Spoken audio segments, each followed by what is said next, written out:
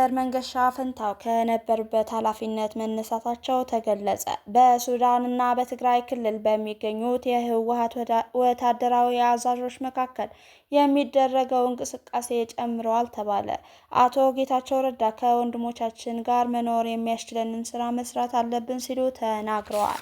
ሰላም ጤና ስጥልኝ፣ እንደምን አመሻችሁ የዩቲዩብ ቻናላችን ተከታታዮች። እነዚህን ዛሬ ያስደመጥኳችሁ አርዕስተ ዜናዎች በዝርዝር የምንመለከት ይሆናል። ለምታደርጉልን ድጋፍ እያመሰገንን ቻናላችን ሰብስክራይብ በማድረግ አዳዲስ መረጃዎች እንዲደርሳችሁ የደውል ምልክቷን መጫን አትዘንጉ።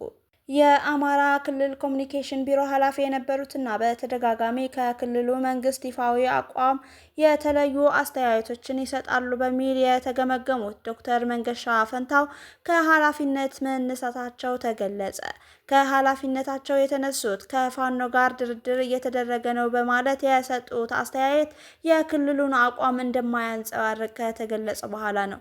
ዶክተር መንገሻ ፈንታው ለመንግስታዊው አዲስ ዘመን ጋዜጣ በሰጡት ቃለ መጠይቅ የክልሉ መንግስት ግጭቱን በሰላም ለመፍታት ከፋኖ ጋር ንግግር እያደረገ መሆኑን መግለጻቸው ውዝግብ አስነስተዋል። ይሁንና ይህ አስተያየት የክልሉን መንግስት ይፋዊ አቋም እንደማይወክልና የግል አስተያየታቸው እንደሆነ ተገምግመው ቃለ መጠይቁ ከወጣ ከሰዓታት በኋላ እንዲወርዱ ተደርጓል። ምንጮች እንደሚሉት የክልሉ ርዕሰ መስተዳድርን ጨምሮ ከፍተኛ አመራሮች ኃላፊውን የክልሉን አቋም ሳይሆን የግል አስተያየት ነው የምትናገረው በሚል ጠንካራ ግምገማ ሰጥተውባቸዋል። ዶክተር መንገሻ ከዚህ ቀድሞም በተለያዩ ጊዜያት አወዛጋቢና እርስ በርሳቸው የሚቃረኑ መግለጫዎችን በመስጠትም ተገምግመዋል። የሰላም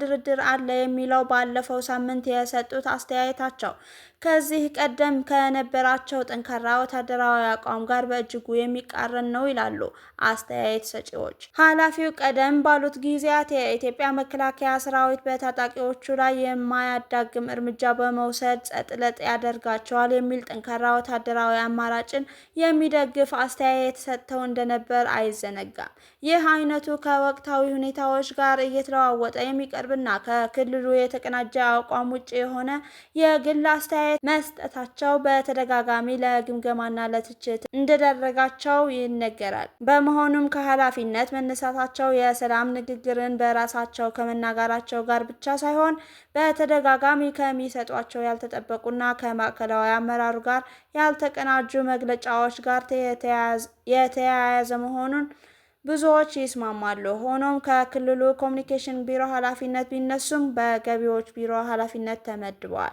ይህ በእንዲህ እንዳለ የፋኖ አመራሮች በበኩላቸው ከአማራ ክልል መንግስት ጋር ለመደራደር ፍላጎት እንደሌላቸው በተደጋጋሚ ሲገልጹ ቆይተዋል። የክልሉ መንግስት ራሱን የቻለ የውሳኔ ሰጭነት አቅምና ህጋዊ ስልጣን የለውም የሚል አቋም ያላቸው የጎጃም ፋኖ አመራር አስረስ ማረ ዳምጤ ማንኛውም አይነት ድርድር በቀጥታ ከፌዴራል መንግስት ጋር መሆን እንዳለበት መናገራቸውን መዘገቡን ይታወቃል።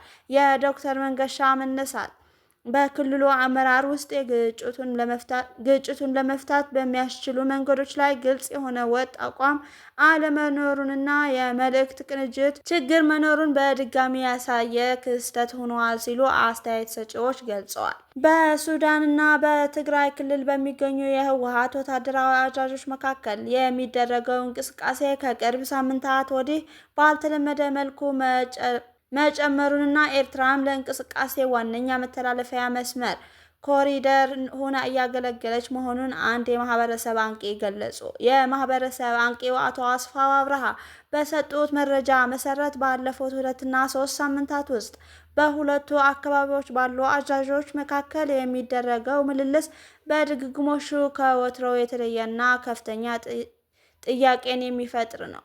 አቶ አስፋው እንዳሉት እነዚህ ከፍተኛ ወታደራዊ እንቅስቃሴዎች እየተከናወኑ ያሉት በኤርትራ በኩል ሲሆን ለዚህም በማሳያነት የሚከተሉትን ነጥቦች አንስተዋል።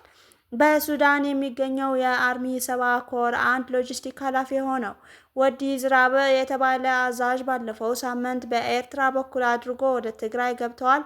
በተመሳሳይ የአርሚ 60 አዛዥ የሆኑት ጀነራል ፍስሐ ማንጁስና ህንጻ ትናንት ከትግራይ ተነስተው በኤርትራ በኩል ወደ ሱዳን ማቅናታቸውን መረጃዎች እንደሚያመለክቱ ተገልጿል። ከአዛዦች እንቅስቃሴ በተጨማሪ በሱዳን የእርስ በርስ ጦርነት ውስጥ እየተሳተፈ ነው የተባለው የህወሓት አርሚ 70 ኮር 2 በጦርነቱ በደረሰበት የሞትና የመቁሰል አደጋ ምክንያት የተመናመነውን የሰራዊት ቁጥር ለማካካስ ከትግራይ አዲስ ታጣቂዎችን ማስገባቱ ተጠቁሟል።